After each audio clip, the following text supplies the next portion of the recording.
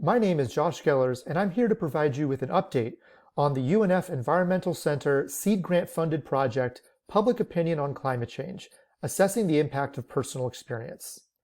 Our research team consists of myself, Dr. Enrijeta Shino from the Department of Political Science and Public Administration, and Dr. Heather Barnes Truelove from the Department of Psychology. To give you a bit of background on our study, we know that there are a number of drivers of environmental attitudes. They include things like age, income, political ideology, and personal experience. We also know that environmental attitudes directly affect support for environmental policies.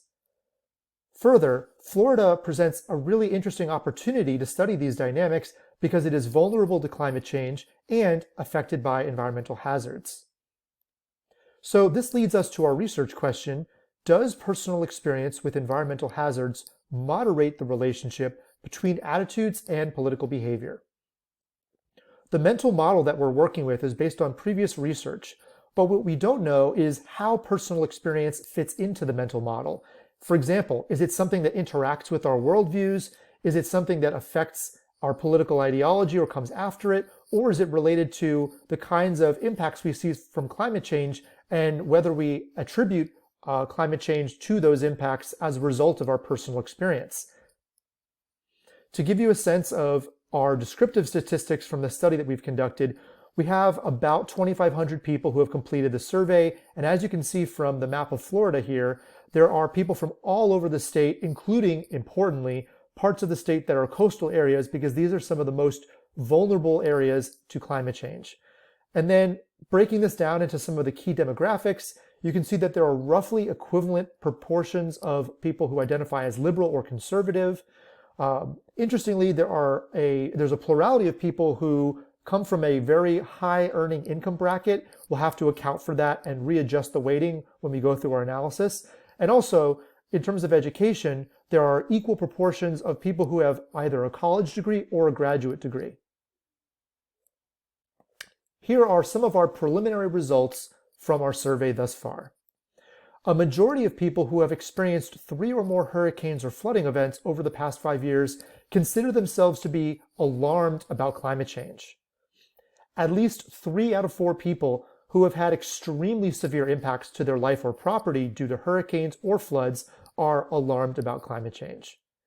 A majority of people who have experienced 5 or more hurricanes or floods over the past 5 years consider climate change a very serious threat to the natural environment, all of which suggests that there is some kind of influence that personal experience has in how people view climate change.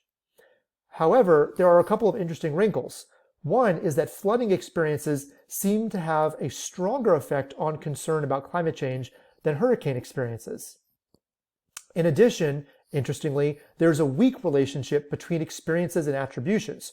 So on the one hand, while people are readily able to say that climate change is a serious issue and that they have had a number of personal experiences with environmental hazards, people seem less willing to attribute climate change to the kinds of hazards that they have personally experienced. And it's not quite clear yet why that is.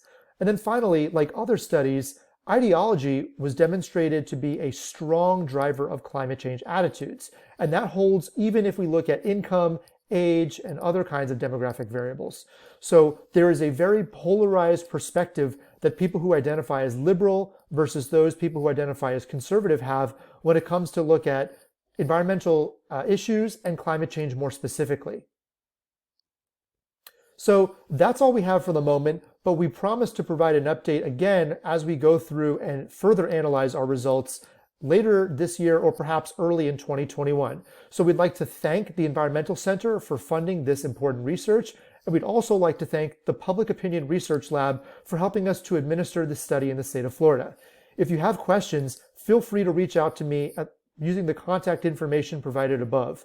My email address is josh.gellers@unf.edu, or you can access me through my website, www.joshgellers.com, or through Twitter @joshgellers.